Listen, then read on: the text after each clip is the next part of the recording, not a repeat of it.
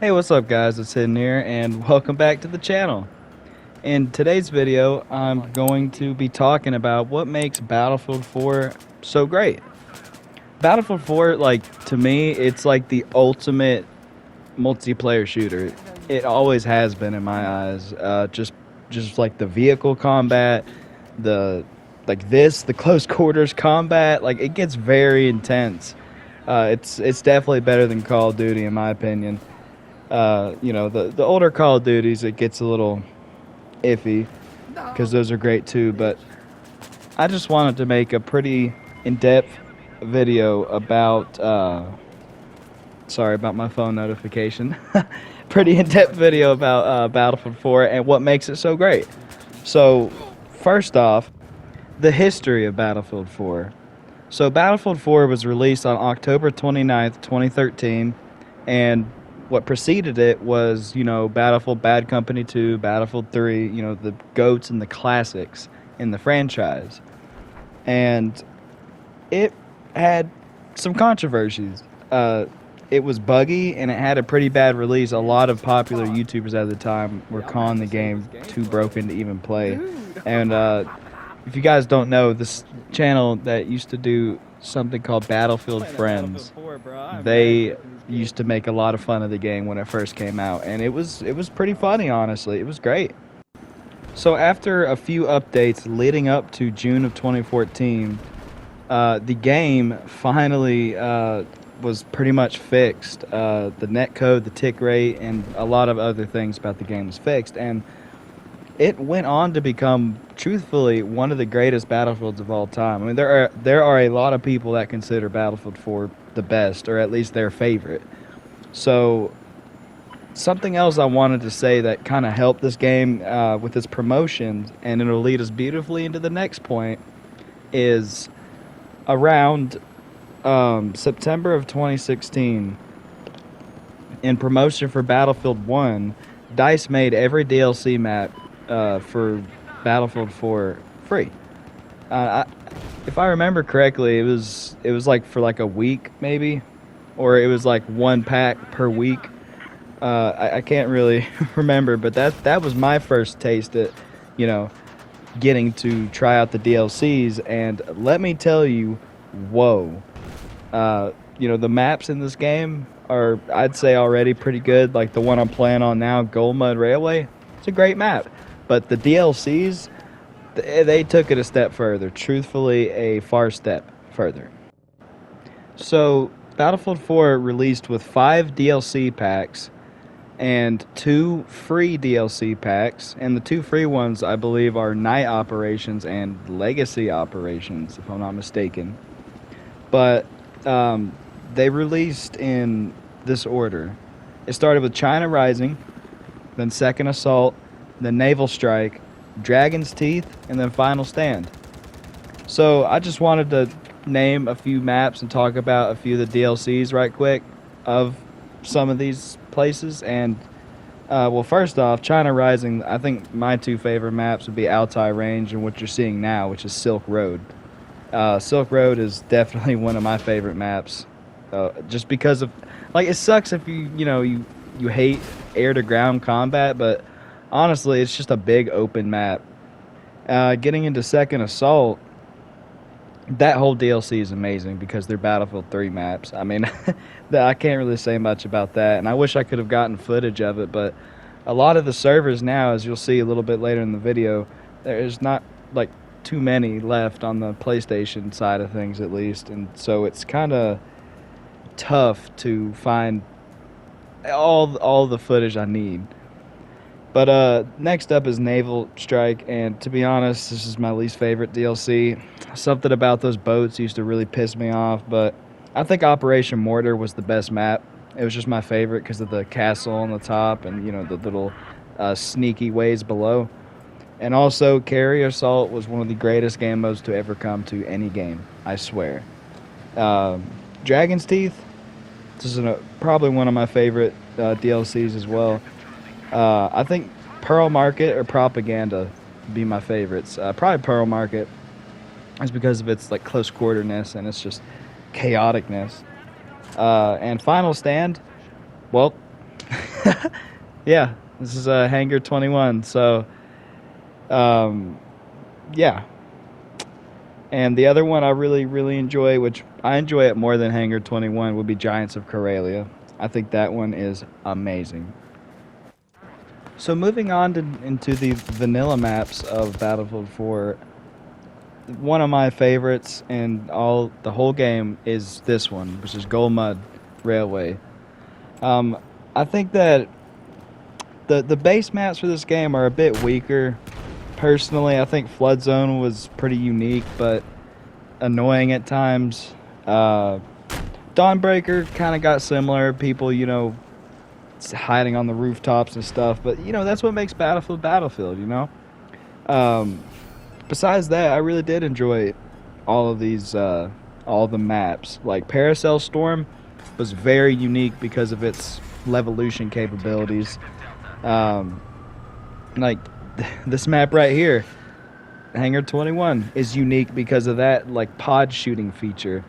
Like, every map has a unique aspect to it within this game. Like, literally, like the Levolution, the building in Siege of Shanghai collapsing, half of the building in Hainan Resort collapsing. It's just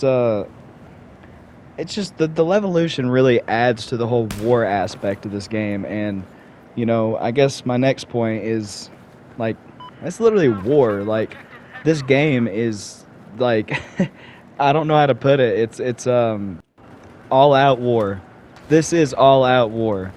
I mean, it's two sides trying to push one another back or forth on a line, like what you're watching now.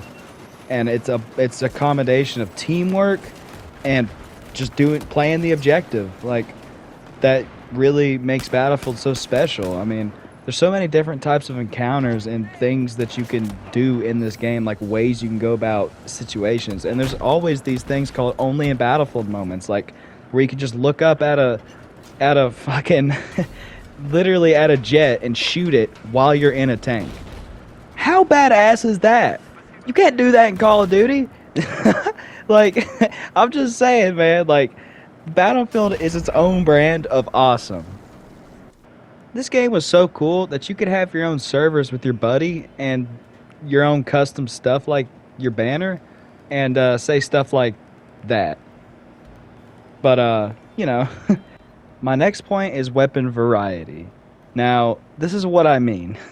Look at all these assault rifles. Like, literally look at them. Like, that's a lot. Look at all these secondaries. That is 16 secondaries.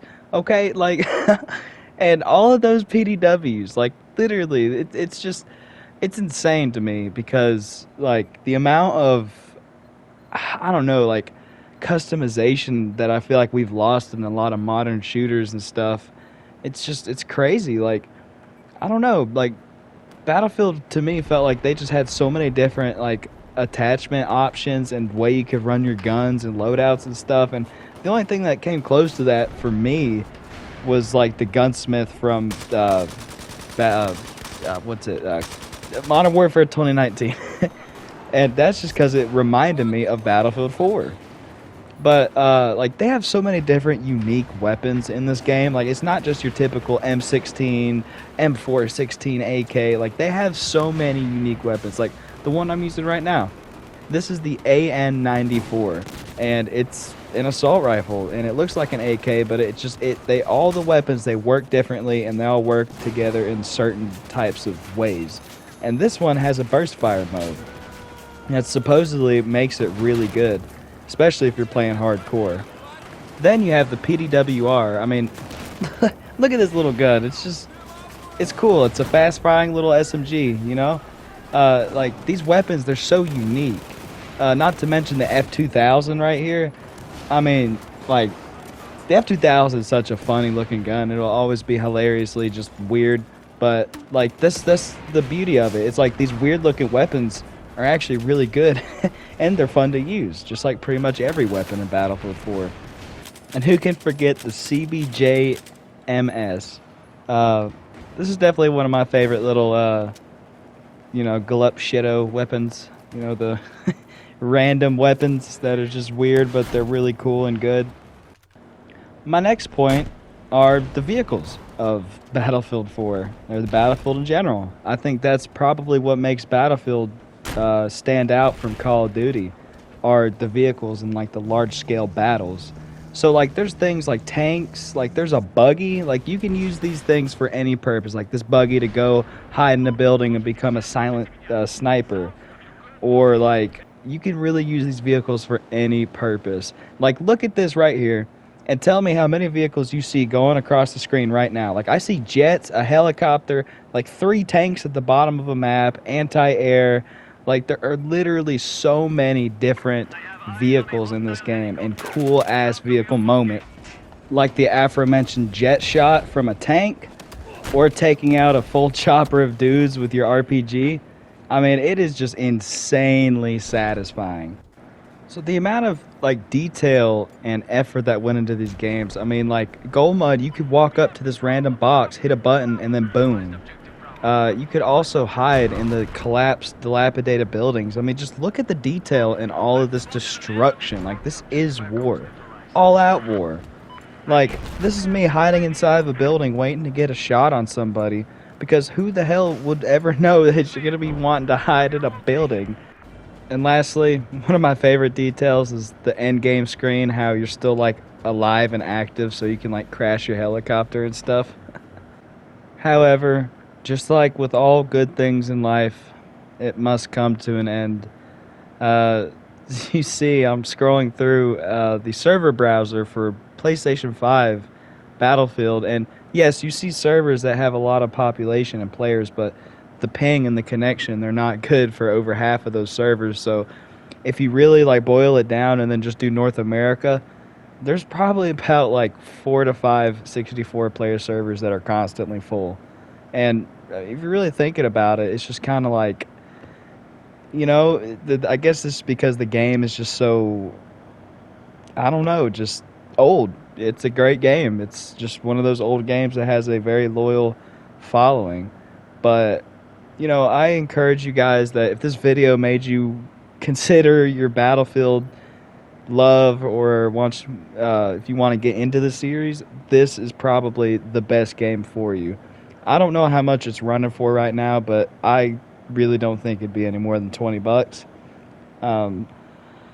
I could be completely wrong, but I think Battlefield 4 is 100% worth your investment if you like big, large-scale battles where you can literally pretty much go anywhere on the map and just play and do what you want. If you want to snipe in the back of the map with the sniper, you can do that. That's something that you can absolutely do in this game.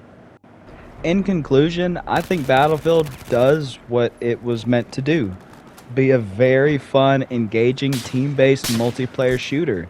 And I think that, you know, the series as a whole is great, but this game in particular it just takes the cake for me. There's so many different scenarios and engagements where you have to just stop, you have to step back, and you're like, well, I can't take this head on. Like I'm not going to take this helicopter head on, you know? Like, I might be laying down in a building in my own perception of safety, but truthfully, you'll probably miss, and they will come after you unless you have some sort of anti-air.